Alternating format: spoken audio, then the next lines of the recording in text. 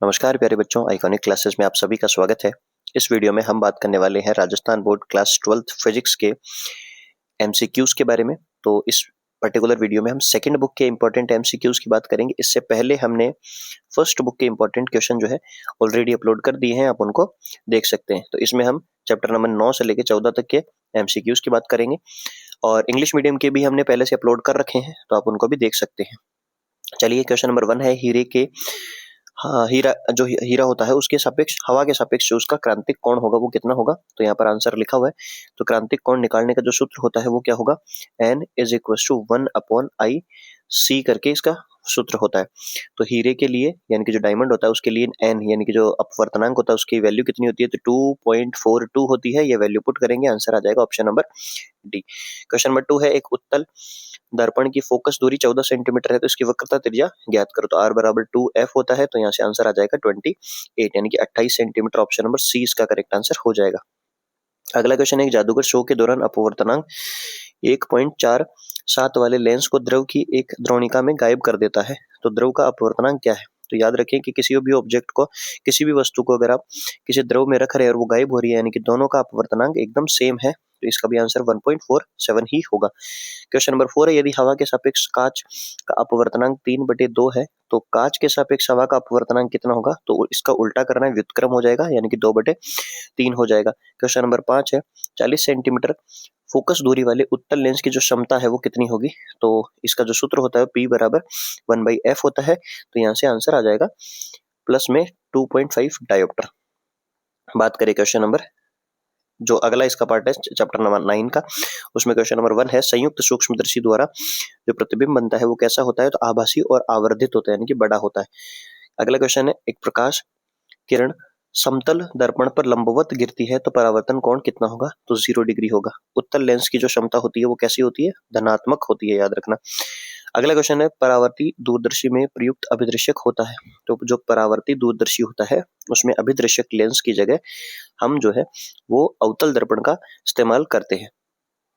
बात करें question number 5 की, तो संपर्क में रखे f1 तथा f2 फोकस दूरी वाले दो पतले लेंसों के संयोजन की प्रभावी फोकस दूरी क्या होगी। तो ऑप्शन नंबर डी इसका करेक्ट आंसर हो जाएगा। 1/f = 1/f1 + 1/f2 से इसको एलसीएम लेकर हल करेंगे तो डी इसका आंसर आ जाएगा। चलिए इसी की थर्ड स्लाइड के ऊपर बात करें तो क्वेश्चन है कि यदि संयुक्त सूक्ष्मदर्शी में अभिदृश्यक और नेत्रिका का आवर्धन क्रमशः MO और ME है, तो इस जो सूक्ष्मदर्शी है उसकी कुल आवर्धन क्षमता कितनी होगी। तो इसका ऑप्शन नंबर सी हो जाएगा आंसर। MO × ME जो होता है वो इसका आंसर होगा। चलिए बात करते हैं क्वेश्चन नंबर 2 की, तो उस लेंस की फोकस दूरी क्या होगी जिसकी क्षमता दे रखी है। तो अभी हमने ऊपर ही चर्चा की इसकी, 40 सेंटीमीटर इसका आंसर हो जाएगा। अगला क्वेश्चन है यदि विरल माध्यम 2 के सापेक्ष सघन माध्यम 1 का अपवर्तनांक n12 है, तो इस युग्म के लिए क्रांतिक कोण में सही संबंध क्या होगा। तो ऑप्शन नंबर डी इसका करेक्ट आंसर हो जाएगा। इसका भी अभी हमने आंसर ऊपर डिस्कस किया है। अब बात करते हैं चैप्टर नंबर 10 तरंग प्रकाशिकी, इसके एमसीक्यूज की। तो क्वेश्चन नंबर 1 है मेलस का जो गणितीय रूप होता है, जो मेलस का नियम होता है उसका गणितीय रूप क्या होता है। तो I = I0 cos² थीटा, यानी कि ऑप्शन नंबर सी इसका करेक्ट आंसर हो जाएगा। चलिए बात करें क्वेश्चन नंबर 5 की।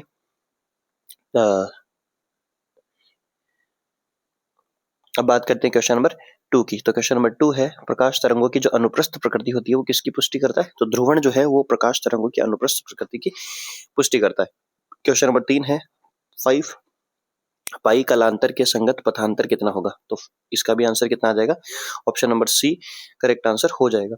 सूर्य से आने वाला जो प्रकाश होता है, जो यानी कि जो प्राकृतिक प्रकाश होता है वो कैसा होता है, अध्रुवित प्रकाश होता है, याद रखें इसको। क्वेश्चन नंबर 5 है YDSC में जो स्लिट्स होती है यानी कि जो झर्री होती है उसकी चौड़ाई का अनुपात आपको 4:9 दे रखा है। अधिकतम और न्यूनतम तीव्रता का अनुपात क्या होगा। अच्छा क्वेश्चन है, मोस्ट इंपोर्टेंट क्वेश्चन है। 25:1 इसका करेक्ट आंसर हो जाएगा। अवरोधों के किनारों पर प्रकाश किरण का मुड़ना कहलाता है। तो किसी अवरोधों से टकराने के बाद प्रकाश की किरणें मुड़ती है, तो इस फिनोमेना को, इस प्रक्रिया को हम क्या कहेंगे, विवर्तन कहते हैं। अगर आपको इनका एक्सप्लेनेशन चाहिए तो आप इंग्लिश मीडियम का जो वीडियो है उनको देख सकते हैं, वहां पर एक्सप्लेनेशन भी बताया गया है। बात करें इसकी अगली स्लाइड की, तो अगली स्लाइड में क्वेश्चन नंबर 1 है विनाशी व्यतिकरण के लिए जो पथांतर होता है वो कितना होता है। तो 2n+1 λ/2 होता है। बात करें क्वेश्चन नंबर 2 की, तो प्रकाश के स्थायी व्यतिकरण के लिए आवश्यक शर्त क्या होती है। तो याद रखें कि जो कलांतर होता है वो कैसा होना चाहिए, नियत होना चाहिए, स्थिर, जिसको हम कांस्टेंट फेज डिफरेंस कहते हैं। बात करें, या फिर आप इसमें ऐसे भी कह सकते हैं कि अगर ऑप्शन में लिखा हुआ हो तो जो स्रोत है वो कला संबद्ध होने चाहिए। बात करें अगले क्वेश्चन की, तो थर्ड क्वेश्चन इधर लिखा हुआ है, तरंग संचरण के लिए द्वितीयक तरंगिकाओं का जो सिद्धांत है वो सर्वप्रथम किसने दिया था, तो हाइगेन ने द्वितीयक तरंगिकाओं का सिद्धांत दिया था। बात करें हाइगेन के तरंग सिद्धांत द्वारा हम किस घटना की व्याख्या नहीं कर सकते, तो प्रकाश विद्युत प्रभाव जो होता है इसकी व्याख्या हम नहीं कर सकते। क्यों नहीं कर सकते, आप कमेंट सेक्शन में जरूर से बताएं। बात करें क्वेश्चन नंबर 5 की, YDSC में स्क्रीन पर जो केंद्रीय बिंदु होता है वो कैसा होता है, तो एकदम ब्राइट होता है, यानी कि चमकीला होता है, यानी कि उसकी एक तरीके से कह सकते हैं दीप्त फ्रिंज हमें मिलती है। बात करें तरंग प्रकाशिकी का ही क्वेश्चन है, प्रकाश तरंगों के व्यतिकरण में निम्नलिखित में क्या संरक्षित रहता है, तो याद रखें प्रकाश व्यतिकरण जो होता है वो ऊर्जा संरक्षण सिद्धांत पर कार्य करता है। सेम ऐसा ही क्वेश्चन 2 है कि व्यतिकरण और विवर्तन किस पर आधारित है, तो ऊर्जा संरक्षण पर आधारित है। क्वेश्चन 3 है, फ्रिंज चौड़ाई का सूत्र क्या होता है, तो beta is equal to lambda D upon D, option number C इसका करेक्ट आंसर हो जाएगा। क्वेश्चन नंबर 4 है, संपोषी व्यतिकरण के लिए पथांतर की आवश्यक शर्त क्या है, तो संपोषी व्यतिकरण के लिए ऑप्शन नंबर ए जो है, यानी कि एन लैम्डा जो होता है वो संपोषी व्यतिकरण का पथांतर होता है। चलिए बात करें क्वेश्चन नंबर 5 की, अच्छा क्वेश्चन है, इंपॉर्टेंट है, प्रकाश में प्रकाश जोड़ने पर अंधकार उत्पन्न होता है, इस घटना को हम क्या कहेंगे, तो इसको व्यतिकरण हम कहते हैं। क्यों, क्योंकि जब दो तरंगे आकर मिलती है तो वहां पर दो कंडीशंस बनती है, पहला इंटेंसिटी यानी कि जो तीव्रता होती है वो न्यूनतम होती है, और एक तीव्रता अधिकतम होती है, तो जहां पर न्यूनतम होती है वहां पर अंधेरा होता है, इसलिए हमने कहा कि लाइट में लाइट मिलाने से अंधेरा होता है।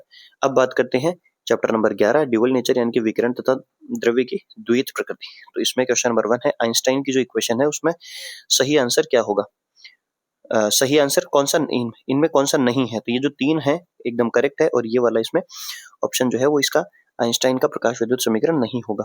न्यू आवृत्ति वाले फोटोन का संवेग क्या होगा, तो h न्यू बाय c होगा। बात करें क्वेश्चन नंबर 3 की, एक फोटोन की ऊर्जा 18 इलेक्ट्रॉन वोल्ट तथा पदार्थ का कार्य फलन जो है वो 8 इलेक्ट्रॉन वोल्ट है, तो निरोधी विभव कितना होगा, तो इसका आंसर आ जाएगा 10 वोल्ट। 18 में से 8 को माइनस करेंगे, 10 वोल्ट आंसर आ जाएगा।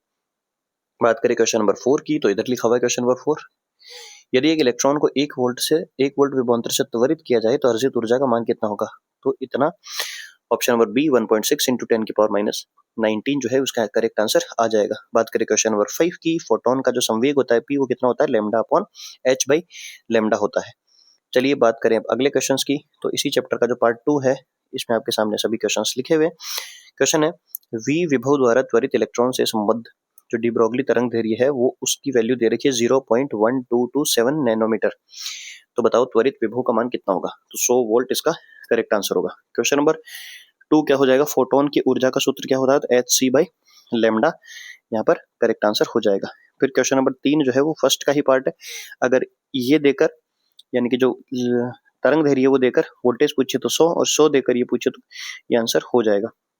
बात करें क्वेश्चन नंबर 4 की, वह घटना जो प्रकाश की कणीय प्रकृति को दर्शाती है तो उसको प्रकाश विद्युत प्रभाव कहते हैं। बात करें क्वेश्चन नंबर 5 की, निम्नलिखित में से किसका विराम द्रव्यमान नहीं होता है, तो फोटोन का विराम द्रव्यमान नहीं होता है, तो यहाँ 6th में भी यही पूछा है कि फोटोन के पास क्या नहीं होता है, तो विराम द्रव्यमान नहीं होता है, जो कि 0 माना जाता है। चलिए अब बात करते हैं हमारे अगले चैप्टर की, जो कि होगा परमाणु। तो परमाणु के लिए पहला क्वेश्चन यहाँ पर आपके सामने स्क्रीन पे दे रखा है। क्वेश्चन है, हाइड्रोजन परमाणु की मूल अवस्था, जो हाइड्रोजन परमाणु की जो ग्राउंड स्टेट होती है, मूल अवस्था होती है, उसकी ऊर्जा दे रखी है -13.6 इलेक्ट्रॉन वोल्ट। इस अवस्था में इलेक्ट्रॉन की गतिज ऊर्जा कितनी होगी, तो याद रखना जो मूल अवस्था में जो कुल ऊर्जा होती है उसी का पॉजिटिव जो होता है, यानी कि उसी का जो धनात्मक होता है वो उसकी गतिज ऊर्जा होती है, और अगर इसकी आपसे स्थितिज ऊर्जा पूछे तो इसको 2 से मल्टीप्लाई कर देना है। चलिए बात करते हैं क्वेश्चन नंबर 2 की, तो रदरफोर्ड मॉडल के अनुसार कौन सा कथन सत्य नहीं है, तो रदरफोर्ड ने परमाणु के स्थायित्व की व्याख्या नहीं की थी।